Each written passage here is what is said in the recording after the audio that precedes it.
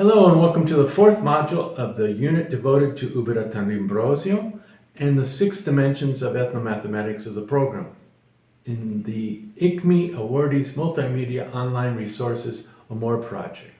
Over the past 3 decades, a significant amount of research in ethnomathematics has been developed by a larger number of researchers in Brazil and internationally.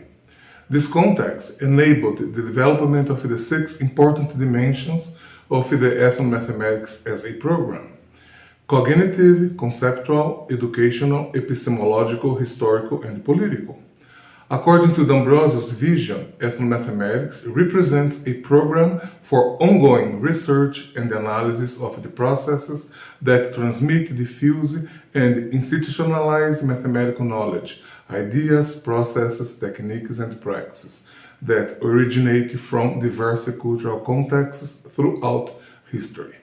These dimensions are interrelated and aim to analyze sociocultural roots of mathematical knowledge.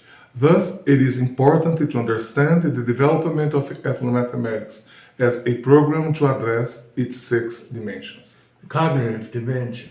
And this dimension is related to the acquisition, accumulation, and dissemination of mathematical knowledge across generations. The mathematical ideas such as comparison, classification, quantification, measurement, explanation, generalization, modeling, and evaluation are understood as social, cultural, and anthropological phenomena that trigger the development of knowledge systems elaborated by members of distinct cultural groups. This dimension considers and recognizes mathematical manifestations rooted in the cognitive structure of members of distinct cultures as issues related to the social, cultural, economic, environmental, and political contexts, are basic elements of the development of human knowledge and behavior. This forms one of the main objectives of ethnomathematics. The world is constructed both cognitively and epistemologically as a transaction through individuals' interactions with the environment in which they are inserted. It is necessary to understand the development of the natural, artificial, intellectual, and emotional, psychic, and cognitive elements, which informs the development of abstract mathematical ideas, whereas this environmental balance deserves and should be a concern for mathematical educators. In this cycle, D'Ambrosio said that often human behavior is the link between the reality that informs the individuals and the actions that modify it, because knowledge is generated by these actions, which is the ability to explain, to deal with, to manage, to understand reality, which can only be achieved through the study of the history of humanity.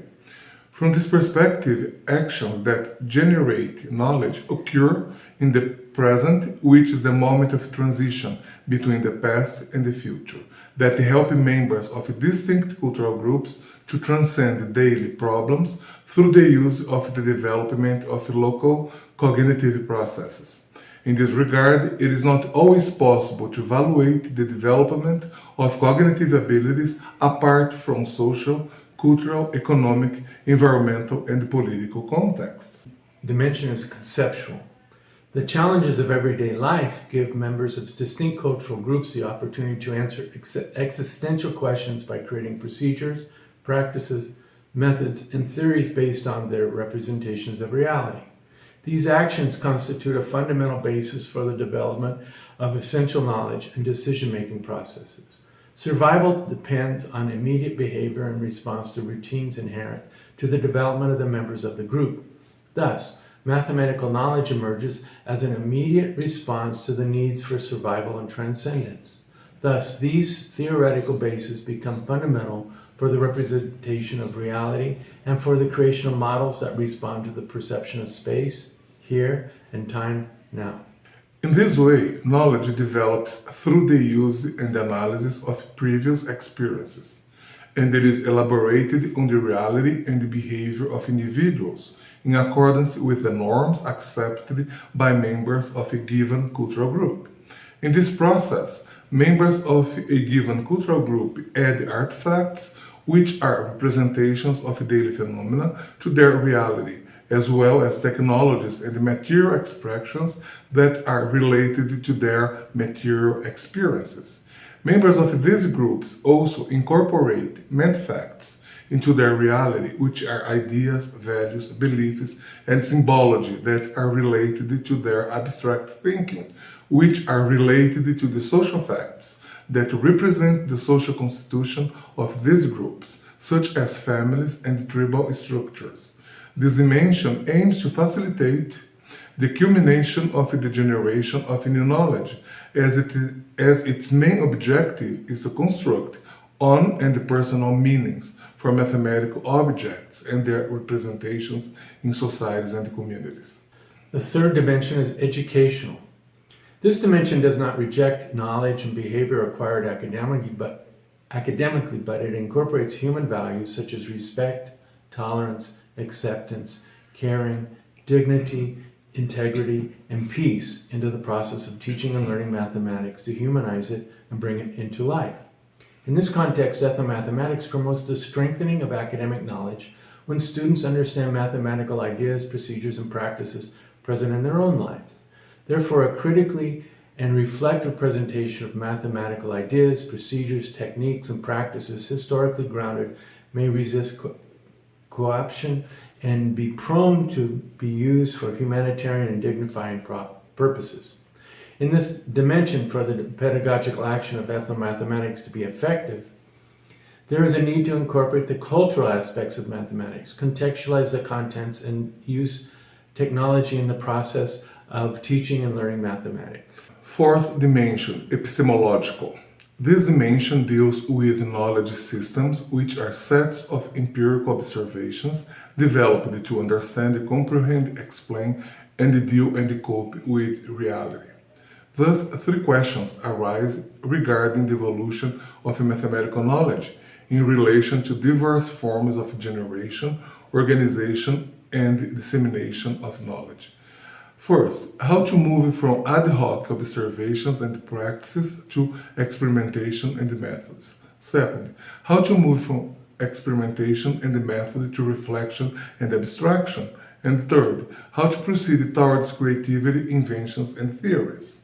This approach is based on the integration of mathematical knowledge systems with the issues inherent to the survival and the transcendence of humanity. Thus, the relation between mathematical knowledge and practices developed by members of distinct cultures summarize the existing dialogue between the observation of a reality, empiricism, and the set of fundamental principles of a science theory. This approach promotes a harmonious knowledge cycle in an integrated manner, which considers the constant interrelation of members of distinct cultural groups with reality through their engagement and actions that seek to transform society. This context is based on the interconnectedness of these relations through expansion of ad hoc practices, procedures, techniques, and practices which are related to the development of their creativity. These three questions are essential to help these members to develop their own scientific ideas, methods, theories, and inventions. They guide reflections regarding this evolution by considering the unique interplay between members of distinct cultures and their own reality. The fifth dimension is historical dimension. It is necessary to study links between the history of mathematics and the reality of members of distinct cultural groups. This dimension leads students to an examination of the nature of mathematics in terms of the understanding of how mathematical knowledge is allocated in their individual and collective experiences. Thus, knowledge is constructed from the interpretations of ways humanity has analyzed and explained mathematical phenomena throughout history. This is why it is often necessary to teach mathematics within a historical context, so that students are able to understand the evolution of and the contributions made by other cultures to the ongoing development of mathematical knowledge. A re-examination of the development of mathematical knowledge within a historical reconstruction of this knowledge enables the recovery and the adjustment of humanity events, which means respecting and valuing mathematical ideas, procedures, techniques, and practices developed locally by the members of distinct cultural groups. Similarly, through history, we seek to develop a critical sense that values and respects different forms of mathematical knowledge and aims to raise the self-esteem of members of distinct cultures, as it aims to promote creativity as well as dignity of their cultural identity. The sixth dimension is political. Since the time of Plato, mathematics has been considered as a social filter, and since the maritime expansion of the 15th and 16th centuries, it has been associated with a process of domination as well as its power structure.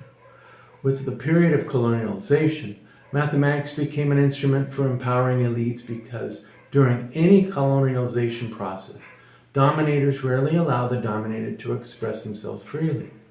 At the same time, to achieve this objective, the dominators used strategies related to keeping the dominated people inferior. In order to effectively conquer, the dominators seek to weaken the cultural roots of the dominated people by removing their historical links and historicity, as well as their cultural roots. Current censorship of books and materials indicate that this continues to this day in many places. So it is that the political dimension aims to recognize and respect the history, tradition, and mathematical thinking developed by members of distinct cultural groups. The recognition and the respect for the sociocultural roots of these members does not imply the rejection of the roots of others, but reinforces these roots through dialogue, through cultural dynamism. The political dimension aims to recognize and respect the history, tradition, and the mathematical thinking of members of distinct cultures through valorization, respect, and appreciation of mathematical thinking developed by these members, by helping students to promote their own cultural identity and reinforce their cultural roots. It also aims to develop political actions that guide students in the transition process from subordination to autonomy, in order to guide them towards a broader command of their rights as citizens. The importance of the 6 dimensions of ethnomathematics shows that the ethnomathematics program offers an agenda that encourages a broader view of mathematics that embraces ideas, processes, methods, and practices that are related to different cultural environments. This aspect leads to increased evidence of cognitive processes, learning capabilities, and attitudes that may direct the learning processes occurring in our classrooms. In addition, reflecting on the dimensions of this program reveals that another important aspect of its agenda is to offer an important perspective for a dynamic and localized modern society that recognizes all cultures and all people develop unique methods and explanations that allow them to understand, act, and transform their own reality. These dimensions are related to the main ideas of non-killing mathematics as proposed by D'Ambrosio in his search for peace, social justice, and transcendence. Next, in Module 5, we will discuss the Program Ethnomathematics and the non-killing mathematics, which is mathematics for peace. Thank you very much for your attention. Thank you very much.